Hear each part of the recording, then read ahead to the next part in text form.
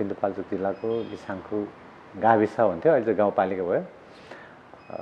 गाविसमा जन्मेँ, हुर्केँ। मेरो बाल्यकाल गाउँमै बित्यो, गाउँकै स्कुलमा पढेको। र काठमाडौँमा चाहिँ म 2049 सालमा एसएलसी दिइसकेपछि बल्ल काठमाडौँ छिरेको। त्यो बेलामा मात्रै हो मैले अब साइकल देखेको र चढेको भनौँ न। सुरुको दिनहरूमा चाहिँ साइकल कामको लागि, एउटा जबको लागि होइन, अब साइकल चढ्नै पर्ने, सिक्नै पर्ने, त्यसपछि मात्रै काम पाउने भन्ने कुरा भयो। सिकेर आउनु अनि त्यसपछि काम गर नि त भन्ने कुरा भएको भएर साइकल सिक्नै पर्ने भएर मैले साइकल सिकेर निकै वर्ष काम गरेँ मैले त्यसरी। साइकलमा चाहिँ अब सामानहरू ओसार पसार गर्ने काम गर्थेँ म सुरुमा। यो माउन्टेन बाइकिङ चाहिँ, माउन्टेन साइकल भनेको त यो मात्रै होइन रहेछ, रियल माउन्टेन बाइकिङ त यो पो रहेछ। अब यो चलायो भने चाहिँ पछि अब रेसहरू पनि खेल्ने, अब भनौँ न माउन्टेनतिर जाने साइकल त अर्कै पो हुँदो रहेछ भन्ने चाहिँ पछाडि मात्रै थाहा भयो। त्यो बेलामा चाहिँ जस्ट साइकल, अब नर्मल साइकल चलाउने मात्रै थियो। त्यो साइकल चलायो। त्यो सँगसँगै म साइकलमा रुचि बढ्दै गयो। मैले भने 2056 सालमा म काठमाडौँबाट गाउँको यात्रा मैले साइकलमै गएर पहिलोचोटि 120 किलोमिटर चाहिँ नर्मल साइकल लिएर म गाउँमै पुगेँ कि गाउँसम्म त्यो बेला बाटो पुगेको थिएन। लगभग 8-10 किलोमिटर चाहिँ गोरेटो बाटो थियो, गाउँमा जोडिसकेको थिएन। त्यो बेलामा पनि इभन मैले साइकलमै गाउँमा गएँ काठमाडौँबाट। त्यो साइकल मलाई याद छ, त्यो चाइनिज साइकल हो, तर गियर चाहिँ गियरै थियो त्यो बेलामा नै। गियरको सिस्टममै थियो। त्यही 6-7 गियर कति थियो, सानो गियर थियो। तै म त्यो साइकल लिएर त्यो ठुलो पम्प, त्यो हाते पम्प, बने पम्प गएर हाते पम्प हायर गरेर इनकेस बाटोमा केही प्रब्लम आयो भने भन्ने हिसाबले अनि त्यो लिएर एकजना मेरो अङ्कल हुनुहुन्थ्यो, उहाँ र हामी दुईजना डिसाइड गऱ्यौँ गाउँमा साइकलमै जाने भनेर। अनि पुग्यौँ पनि, फेरि फर्केर साइकलमै आयो काठमाडौँसम्म। काठमाडौँ नआइपुगिसकेको मान्छेहरूको लागि त त्यो एकदमै नौलो कुरा थियो। त्यो बेलामा एउटा लोसारको ठुलो प्रोग्राम पनि थियो। त्यही प्रोग्रामलाई पारेर नै हामी यहाँबाट गाउँबाट गएको। अनि धेरैजनाले देख्नुभयो, खुसी भयो, हामीलाई एक हिसाबको वेलकम पनि गर्नुभयो त्यहाँनिर होइन। अनि रमाइलो भयो, उहाँहरू पनि रमाइलो हुनुभयो। म त्यो बेला बाँसबारी बस्थेँ। चक्रवधमा अब त्यो कामको सिलसिलामै खोज्दै जाने बेलामा ठिकै जति साइकल चलाउन आउँछ भने साइकलको पछाडि सामान राखेर ओसार्नुपर्ने, त्यो चाहिँ अब होलसेल पसल छ अहिले। मदिरा कोल्ड स्टोर भने यो अब रक्सीहरूको, बियरहरूको यो कार्टुनहरू हुन्छ नि, यो कार्टुन चाहिँ अब एक ठाउँबाट अर्को ठाउँमा ट्रान्सफर गर्नुपर्ने त्यो बेलामा चाहिँ साइकलबाट गर्दो रहेछ क्या। अब अरू पनि साथीहरू छ रहेछन् 5-6 जना। अनि म पनि जोइन भएँ। भर्खर गाउँबाट आएको मान्छे, अब म साइकल त छुको छैन, तैपनि दाइको त्यो पुरानो मोडलको एउटा साइकल थियो। अनि उहाँ चाहिँ अफिस जाने बेलामा युज गर्नुहुन्थ्यो। तैपनि मलाई 2-3 दिनको लागि अब सिक नि त भनेर छोडेर जानुभयो। अनि दिनभरि लाएर चौरमा गएर इभन यो सजिलो थिएन। एराउन्ड 2-3 वर्ष गऱ्यो होला। त्यसपछि चाहिँ अब त्यो एरियातिर चाहिँ अब दाइहरूसँग, साथीभाइहरूसँग चिनजान हुँदाखेरि उहाँहरू चाहिँ ट्रेकिङ गाइडहरू अनि ट्रेकिङ काम गर्ने साथीहरूसँग भेटघाट भएपछि अनि फेरि म त्यतातिर ट्रेकिङ सुरु भयो। ट्रेकिङ सुरु गर्नलाई त अब त्यो भारी बोकेरै सुरु गर्नुपर्ने छ, पोर्टरबाट नै। मैले पनि त्यो गरेँ। 32 दिनसम्म मैले नन स्टप त्यो भनौँ न त्यो डोको त्यो नाम्लो छोड्न पाएन होइन। 32 दिनसम्मको यात्रा पनि तय भयो। अनि अरू जस्तै अब यो बेसी सहरबाट थोरङ पास गरेर पोखरा निस्किने यात्रा पनि सुरु भयो, लाङटाङको पनि गर्दा। पोर्टरमा पनि म निकै वर्ष काम गरेँ। 32 डेजको यात्रा त्यो तुमलिङ टारबाट सुरु हुन्थ्यो। तर त्यो दाइले हामीलाई काठमाडौँबाट नै प्लेन चढाएर लानुभयो, हामी भारी बोक्नेलाई भए पनि। अनि जिन्दगीमा भनौँ न अब एउटा मैले सायद यो ट्रेकिङतिर नहिँडेको भए प्लेन पनि चढ्न पाउँदैन रहेछ कि अब भन्ने जस्तो नि भएको थियो एकचोटि होइन। रमाउँदै प्लेन चढ्दै गयो। अब भोलिपल्टको यात्रा त अब कठिन नै थियो होइन। भोलिपल्ट 40-45 किलोको भारी त्यत्रो दिन बाँकी छ, आज दिन गर्न सुरु गऱ्यो भने आज बल्ल 1 दिन भयो, 31 दिन त अझै बाँकी छ भन्दै होइन। तर गयौँ। अब म गाउँमा जन्मेको हुर्किएको मान्छे, अलि स्ट्रङै थियो अलि भनौँ न। अब बोक्नुसँग मलाई त्यो ठुलो कुरो थिएन। तर अब त्यत्रो लामो दिनमा त अलिकति त्यो दुःखहरू सम्झिँदा कोही बेला त अब म यो गर्दिनँ, अब यो ट्रेकिङ चाहिँ गर्दिनँ, म यो भाइ चाहिँ बोक्दिनँ जस्तो नि भएको थियो बिचमा। तर फेरि ट्रेकिङ अब सकियो, राम्रै भयो। अब त्यो बेला अस्ट्रेलियन ग्रुप थियो। अब इङ्ग्लिस त एकदमै विक थियो। अब गाउँमा पढेको मान्छे होइन। 4 क्लासमा त बल्ल एबिसी सुरु गरेर 10 क्लासमा एसएलसी दिनुपर्दा इङ्ग्लिस त म्याक्सिमम विक थियो। उनीहरूले सोधेको बुझेको कुरा इभन बुझ्दैन थियो कि मैले। त्यो दाइ सँग जाने बेलामा त्यसपछि पछि चाहिँ अब ल्याङ्ग्वेज पनि अब पढ्नै पर्ने रहेछ यो सेक्टरमै लागिसकेपछि भनेपछि म ल्याङ्ग्वेज जोइन गरेँ। साइकलसँगको यात्रा चाहिँ कसरी भयो भने अब त्यो बिचमा अब भनौँ न मैले 50-52 सालतिरको कुरो गरेँ, 56 सालसम्मको कुरो गरेँ। अनि त्योभन्दा पछाडिको चाहिँ अब नेपालमा हाम्रो अब यो सङ्कटकालहरू सुरु भयो होइन। त्यसपछि अब विदेशहरू आउन छोडे, त्यसपछि अब ट्रेकिङको पनि फेरि ब्रेक भयो, ग्याप भयो। त्यसपछि अरू अन्यथा कामहरू गर्नु पऱ्यो, किनकि अब मेरो ब्याकग्राउन्ड त्यति स्ट्रङ नभएको कारणले मैले जसरी भए पनि जुन काम भए पनि गर्नु पर्थ्यो। त्यो सिलसिलामा मैले अब ट्याक्सी ड्राइभर पनि बन्नु पऱ्यो, ट्याक्सी पनि चलाएँ सिटीमा। त्यसपछि एउटा विदेशीको घरमा नाइटको काम पनि भनौँ न, त्यो नाइट गार्डको सेक्युरिटी गार्डको उहाँको रेजिडेन्टमा घरमा सेक्युरिटी गार्डको काम पनि गर्नु पऱ्यो नाइटमा। अनि डेमा अझ म एउटा जे पाएँ त्यही भनौँ न। अब मलाई जिम्मेवारी अलिकति थपेको थियो कि बिचमा त्यो गर्दा गर्दै फेरि म कम ब्याक, जुन सङ्कटकालहरू सक्यो अनि फेरि नेपालमा टुरिज्महरू फेरि सुरु हुन थाल्यो। अनि साथीभाइहरूले सँग कुरो गर्ने बेलामा फेरि टुरिज्मसँगै जोडिन आएँ म। त्यसपछि चाहिँ त्यो भारी बोक्नतिर जानु परेन, बिस्तारै बिस्तारै शेर्पामा, किचनमा, अनि त्यसो गर्दा गर्दै अनि गाइड भएँ। साइकलको चाहिँ यो बिचमा जस्तै 2010-12बाट चाहिँ जब म ट्रेकिङमा कम ब्याक भइसकेपछि अब ठमेलतिर साथीभाइहरू चिनजान हुँदै गयो। अनि साइकल पसलहरूतिर पुगेँ। अनि साइकलको टुरहरू पनि बुक हुन थाल्यो मेरो आफ्नै थ्रुबाट होइन। साइक्लिङ टुर त अब साइकलमै जानु पऱ्यो। अनि मनाङ मुस्ताङ अब हाम्रो भौगोलिक हिसाबले टुरिज्मको लागि त धेरै राम्रो छ नि वर्ल्डमै होइन। अनि साइक्लिङको टुरहरू त्यो बेला मसँग साइकल थिएन, अब माउन्टेन बाइकिङ गर्नको लागि अब साइकल हायरमा लिएर भए पनि म टुरहरू चलाउँथेँ। कुनै बेला उनीहरूले नै आफैले टुरहरू दिन्थ्यो साथीहरूले। अनि यो टुरहरू चलाउँदा चलाउँदै अनि बिस्तारै हाम्रो राइडरहरूसँग चिनजान हुन पुग्यो। जस्तै लक्ष्मी मगर अनि अरू साथीहरू नेपाली नेसनल राइडरहरूसँग चिनजान हुँदै गयो। अनि त्यो टुरको हिसाबले साइक्लिङ अब कन्टिन्यू गर्दै गर्दै जाँदाखेरि उहाँहरूसँग पछ्याउन सक्ने, जान सक्ने, अब भनौँ न इभन त्यति धेरै कुरेर बस्नु नपर्ने। धेरै कुरेर बस्नु पऱ्यो भने उनीहरू बोर हुन्छ नि त होइन। अब ट्रेनिङ गर्न हिँडेको मान्छेहरू हो, त्यो पनि नेसनल राइडरहरू। अनि त्यति धेरै कुर्नु नपर्ने मलाई सुरुको दिनहरूमा भइसकेपछि नि अनि उहाँहरूसँग जाने बानी पनि पऱ्यो। अनि त्यसो हुँदै हुँदै 16मा चाहिँ 2016मा सबैजनाले खेल्नु आफ्नो क्याटेगोरीमा खेल्दा के फरक पर्छ र भन्यो। अनि हुन्छ भनेर धरानमा थियो त्यो रेस, नेसनल च्याम्पियनको 16मा। त्यो चाहिँ एभ्री इयर हुन्छ। अनि त्यसमा पहिलो रेस चाहिँ मैले 16मा सुरु गरेँ। फर्स्ट रेसको अनुभव त अचम्म लाग्दो हुँदो रहेछ अहिले सोच्दाखेरि चाहिँ होइन। अब त्यो बेला के हुँदो रहेछ भने अब टेक्निकल्ली कुराहरू त केही थाहा थिएन, जस्ट जानुपर्ने, अब कुद्नुपर्ने, जति सक्दो बल प्रयोग गर्नुपर्ने भन्ने मात्रै हुँदो रहेछ होइन। अनि गएँ।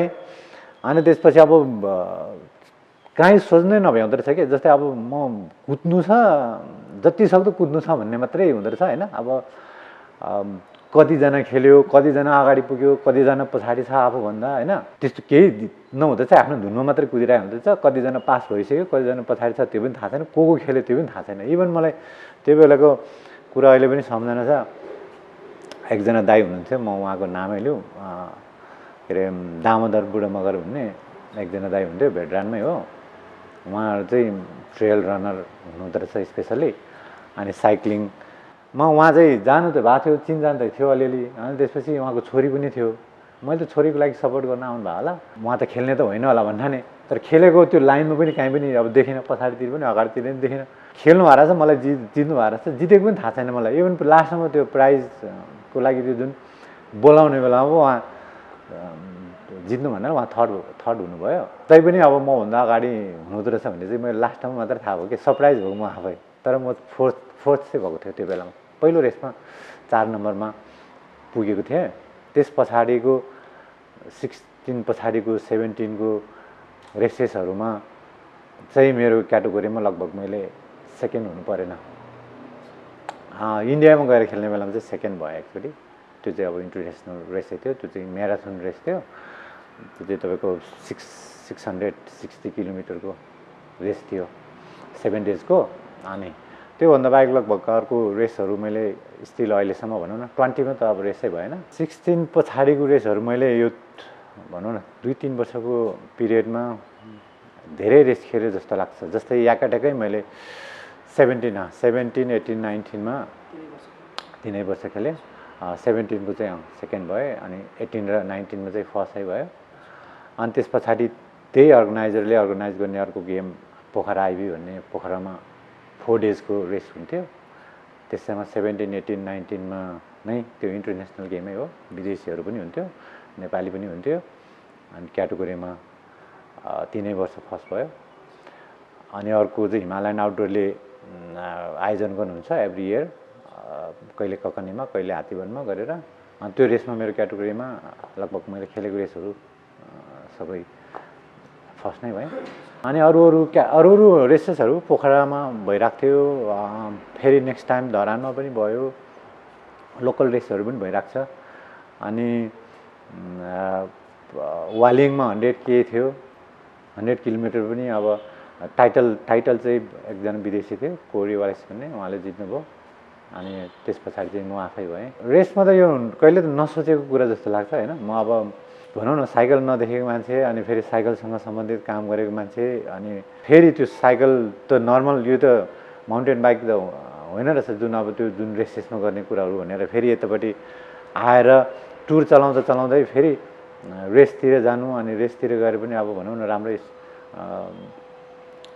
हिसाबले भनौँ न राम्रै सेटिस्फाइड हुनु, साथीभाइहरूसँग जानु एकदमै। अहिले त रेस कहिले आउँला कहिले जाउँला, इभन अब अलिकति भनौँ न स्वास्थ्यले पछिल्लो समय चाहिँ स्वास्थ्यले त्यो साथ नदिए पनि स्टिल रेस चाहिँ खेल्छु जान्छु जस्तो नै लाग्छ। यो 20 को स्टार्टिङमै मलाई हेल्थमा अलिकति प्रब्लम आयो। त्यसपछि चेकअप गर्न गएँ। सुरुमा सिम्पटम चाहिँ के हुँदो रहेछ भने अब स्टिल भनौँ न I'm fighting with cancer from last year होइन, 1 वर्ष भयो। तर के भयो भने सुरुको सिम्पटमको कुरा गरौँ होइन। यो चाहिँ सिम्पटमको कुरा गर्ने बेलामा चाहिँ तपाईँको म चाहिँ यो कुरा चाहिँ किन भन्न चाहन्छु भने एटलिस्ट अरू साथीहरू पनि अवेर होस् न यसबाट होइन। यो यस्तो कुरो एकदम इम्पोर्टेन्ट छ। मैले चाहिँ स्टिल फाइट गरिरहेको छु, अझै पनि कति लङ टाइम छ योसँग फाइट गर्नुलाई चाहिँ। तर अब यो जो डेन्जर जोनबाट चाहिँ म अब आउट भइसकेँ होइन। तर किनभने right place right treatment right टाइममा चाहिँ ट्रिटमेन्ट गऱ्यो भने अब क्यान्सरलाई पनि हामीले जित्न सक्दो रहेछ भन्ने कुरा चाहिँ प्रमाणित गर्न चाहन्छु। युरिनरीमा हुने बेलामा तपाईँको युरिन गर्ने बेलामा ब्लड मिक्स भएर आउँदो रहेछ। अनि त्यसपछि म हस्पिटल गएँ, अनि भिडियो एक्सरे गर्नु भन्नुभयो। भिडियो एक्सरे गर्ने बेलामा ट्युमर छ, अब यसलाई चाहिँ निकाल्नुपर्छ, अपरेसन भनौँ न एक किसिमको। यसलाई TURBT भन्दो रहेछ, TURBT गर्नुपर्छ भनेर भन्नुभयो। त्यसपछि गरेँ। यो फेब्रुअरी 20 को फेब्रुअरीमा गरेको मैले फर्स्ट विकतिर। अनि त्यसपछि उहाँले औषधि चलाउनु भयो, फेरि रिपिट भयो त्यो औषधि पछाडि पनि 6 विक्स एभ्री विक दिनुपर्थ्यो त्यो औषधि। रिपिट भएर मैले सेकेन्ड टाइम जुनमा TURBT गरेँ। फेरि TURBT गरिसकेपछि औषधि चेन्ज गर्नुभयो। त्यो पनि एभ्री विक नै 6 विकसम्म राख्नु पर्दो रहेछ। त्यो राखिसकेपछि 3 मन्थ लेटर चाहिँ सिस्टोस्कोपी गरेर हेर्ने बेलामा यसलाई चाहिँ रिकरेन्स भएन, यो चाहिँ रिपिट भएन भनौँ न, फेरि आएन भनेपछि यो औषधिले काम गर्यो भन्ने थाहा भयो। इभन त्यो बेलामा त्यो औषधिले मलाई त्यो स्टेजमा त्यो औषधिले काम नगरेको भए रिमुभ गर्नु बाहेक अरू कुनै विकल्पै थिएन। अनि रिमुभ गर्नु परेको भए सायद मेरो स्पोर्ट्सको साइक्लिङको चाहिँ अन्तिम गेम थियो नै हुने थियो होला जस्तो लाग्छ। अनि लकिली त्यो गर्नु परेन। अहिले नेक्स्ट 3 मन्थ पनि कटिसक्यो। अनि त्यो भएको भएर त्यो औषधिले चाहिँ कन्टिन्यू गर्नुपर्छ, एभ्री 3 मन्थ भन्नुभएको छ। अब यो 6 विक बाँकी छ होला 3 मन्थको। त्यस पछाडि चाहिँ उहाँले 6 मन्थ पछाडि मात्रै फलोअपको लागि बोलाउनुहुन्छ। र यो चाहिँ लाग्छ 2-3 वर्ष चाहिँ यो औषधि नै चलाउनुपर्छ। टेक केयर चाहिँ अब होल लाइफै गर्नुपर्छ। तर भन्नुभएको छ उहाँहरूले अब यु क्यान कम ब्याक होइन, अब रेसहरू खेल्नुलाई अहिले नै तुरुन्त चाहिँ स्ट्रिम ट्रेनिङहरू त्यस्तो चाहिँ नगर्नु, तर अब यो टाइम ग्याप भइसकेपछि तपाईँले फेरि चाहिँ रेसेसहरूमा फेरि तपाईँ आउन सक्नुहुन्छ भनेर भन्नुभएको छ। यो नै खुसीको कुरा हो। स्टिल अहिले पनि म अब स्टार्ट गर्दैछु, गरिरहेको छु साइक्लिङ, किनकि तपाईँ त्यत्रो स्ट्रिम ट्रेनिङ गर्ने मान्छे एकैचोटि झट्टै नछोड्नु, तर गरिराख्नु भनेर भन्नुभएको छ। त्यही अनुसारले अहिले गरिरहेको छु, म कन्टिन्यू अहिले पनि गरिरहेको छु साइक्लिङ। किमो पनि गरिरहेको छु, त्यसैको लागि त उहाँले बोलाउनुहुन्छ 3 महिनामा, अनि त्यो चाहिँ 3 पटक भन्नुभएको छ। त्यो पनि एभ्री विक हो, तर 3 वटा मात्रै भन्नुभएको छ। अब यो चाहिँ अलि टाइम चाहिँ लङ, तर त्यो डोज चाहिँ कम हुँदै। अब लागिसकेको कुरालाई त ट्रिटमेन्ट गर्नु परिहाल्यो होइन, तर मैले अघि नै भनिहालेँ, अब यो राइट टाइममा राइट प्लेसमा राइट ट्रिटमेन्ट सबै कुरो राइट भएपछि चाहिँ यो सम्भव रहेछ। यो आँतिनुपर्ने कुरा, अब क्यान्सर लाग्ने बित्तिकै ल अब सिद्धियो होइन, अब सबै कुरो सकियो, लाइफै सकियो, अब म सिद्धियो भन्ने कुरा चाहिँ होइन रहेछ भन्ने कुरा चाहिँ मबाट नै प्रमाणित हुन्छ जस्तो मलाई लाग्छ। धुर्खेल हस्पिटलको पनि अलिकति कुरो गरौँ, किनकि त्यहाँ हामी साइक्लिङ जाने बेलामै उहाँ डक्टरमा जानुभएको थियो, रेसमा पनि। त्यहाँबाट चिन्जान भएपछि उहाँसँग खबर गरेँ मैले। सुरुमा त अरू हस्पिटलमा थाहा भयो होइन, त्यसपछि चाहिँ मैले उहाँसँग कुरो गरेपछि तपाईँ तुरुन्तै आउनुहोस्, यतै गरौँ, ट्रिटमेन्ट सबै गरौँला भनेर उहाँले नै त्यहाँनिर डक्टर जोशीलाई पनि म थ्याङ्क यू भन्न चाहन्छु यहीँबाट। डक्टर जोशी चाहिँ युरोलोजिस्ट हो, अनि त्यसपछि डक्टर सुजन भयो, मलाई त्यहाँ बोलाउनु भएको चाहिँ डक्टर विकास हो होइन, अनि सबै मेडिकल टिमको साथीहरूले पनि धन्यवाद भन्न चाहन्छु, किनभने मैले चाहिँ अब राइट टाइममा राइट प्लेस चुज गरेँ होइन।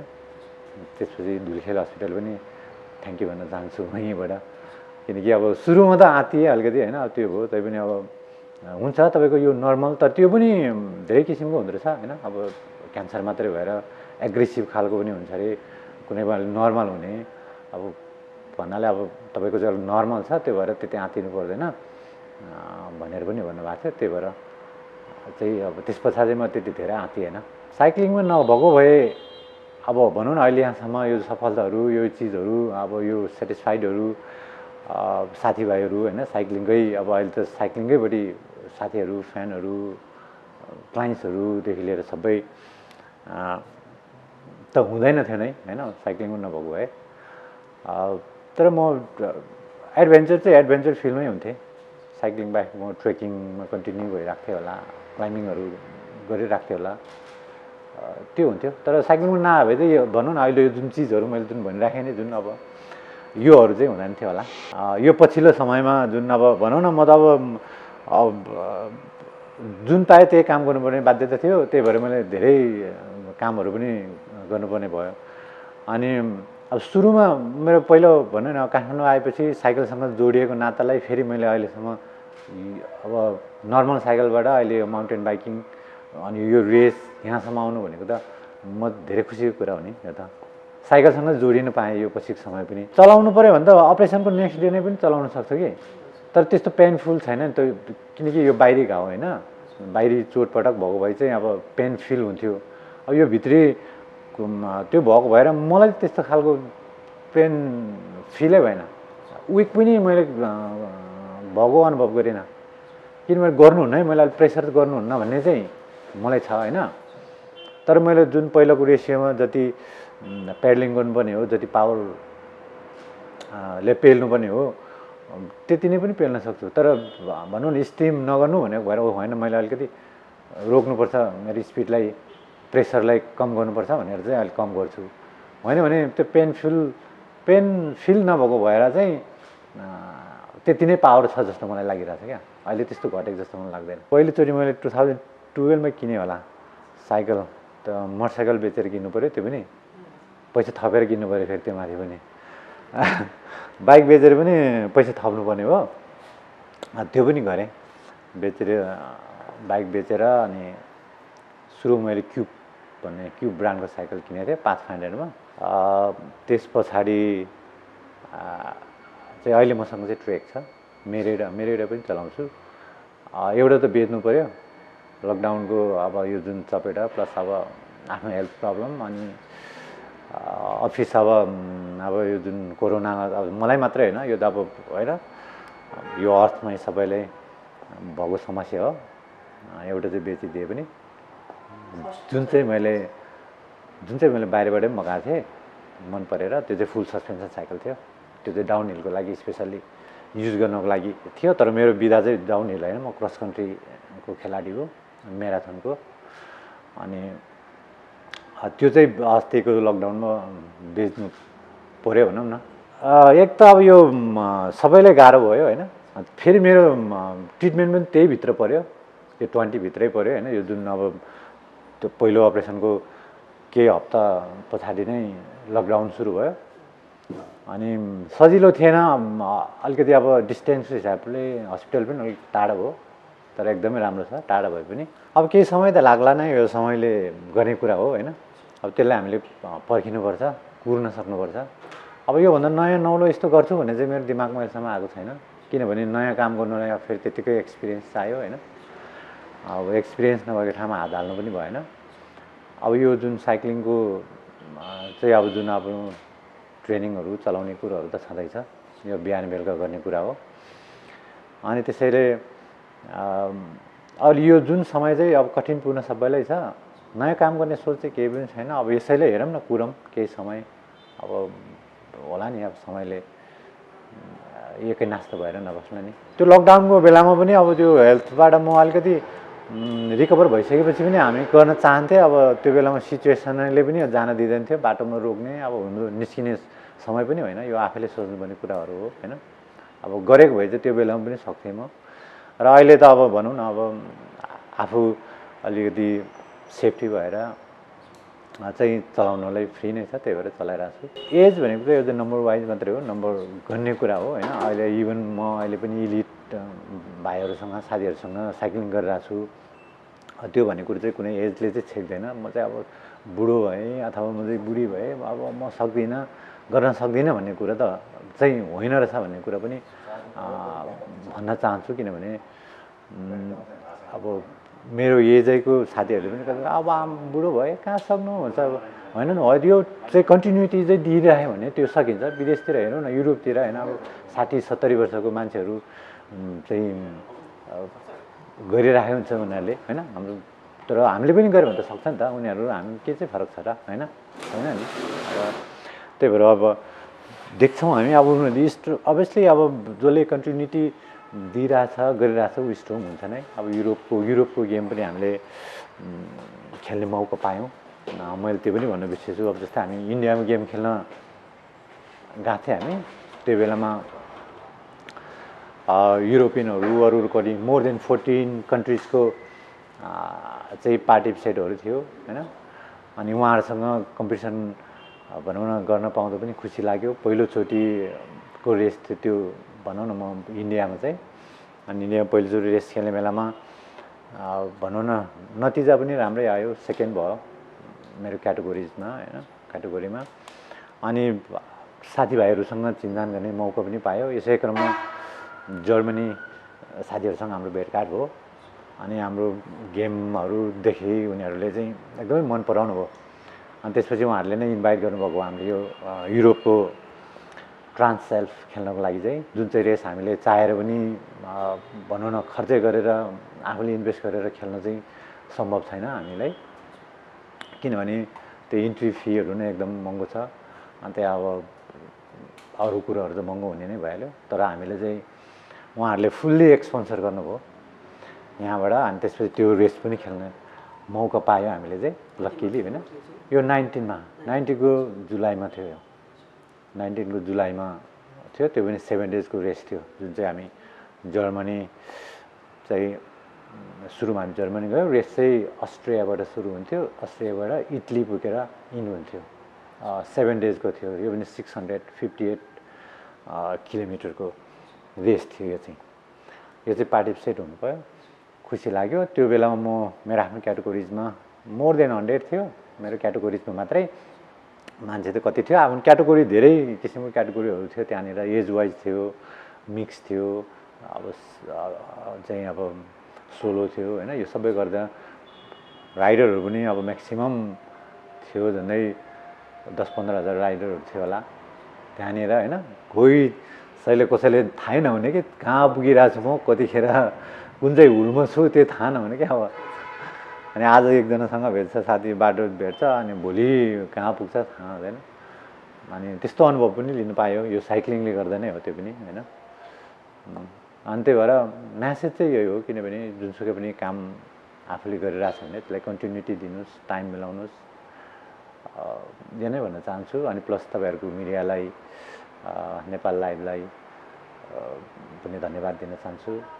मेरो साथीहरू, राइडर साथीहरू मलाई जुन भनौँ न सपोर्ट गरिरहनु भएको छ, बिरामी हुँदा या भनौँ राइडिङको हिसाबले, गेमको हिसाबले, सबै हिसाबले जसले मलाई सहयोग गर्नुभएको छ उहाँहरूलाई पनि सबैले सम्झिन चाहन्छु। लाइफलाई अलिकति अब लापरवाही गर्नु भएन भन्ने हिसाबले, जस्तै यसले जुन अब त्यो क्यान्सरकै कुरा अलिकति निकालिदिउँ, यसको सिम्टमको कुरा पनि हामीले गऱ्यौँ। यो कसरी लाग्छ त यो भनौँ, अथवा केले चाहिँ बढी चान्सेस छ त यो क्यान्सर हुनलाई भनेको त हाम्रो स्मोकको कुरा चाहिँ अब हामीले नर्मली सुनिरहेको कुरा हो। तर ठ्याक्कै स्मोकले नै हो अथवा यसैले हो भनेर चाहिँ उहाँहरूले पनि भन्नु भएन होइन। तैपनि लाग्छ स्मोकिङ राम्रो कुरो पनि होइन। आई युज टु स्मोक, यो स्पोर्ट्समा आउनुभन्दा अगाडि चाहिँ म स्मोक गर्थेँ। अनि डक्टरले जुन त्यो जुन TURBT जुन रिपोर्ट निक्लिने बेलामै, भिडियो एक्सरे गर्ने बेलामै स्मोक गर्नुहुन्थ्यो तपाईँ भनेर पनि सोध्नुभयो। इट मिन्स स्मोकै रहेछ यो चाहिँ पहिलो कारण चाहिँ भन्ने पनि देखियो होइन। अनि अर्को कुरो चाहिँ केमिकलहरू सम्बन्धी तपाईँ कुनै त्यस्तो काम गर्नुहुन्थ्यो भन्ने पनि भन्नुभयो। केमिकलहरूसँग बढी जो नजिक छ, अनि स्मोक त भइहाल्यो। अनि यो चिजहरूले चाहिँ बढी चान्सेस छ योसँग नजिक रहेछ भन्ने कुरो चाहिँ बुझियो। हुनाले यो मलाई लाग्छ स्मोक कोही कारणले होला, यो चाहिँ अब खानु नहुने नै चिज हो। आई युज टु स्मोक, यसैले भयो होला जस्तो लाग्छ मलाई चाहिँ। फाइनली त म के भन्न चाहन्छु भने हेल्थ रिकभरी हुँदैछ, रेस आउँदो रेसहरूमा पार्टिसिपेट हुन्छु नै भन्ने मलाई लाग्छ। जतिसम्म आफ्नो स्वास्थ्यले साथ दिएसम्म साइक्लिङलाई चाहिँ म अगाडि बढाउन चाहन्छु।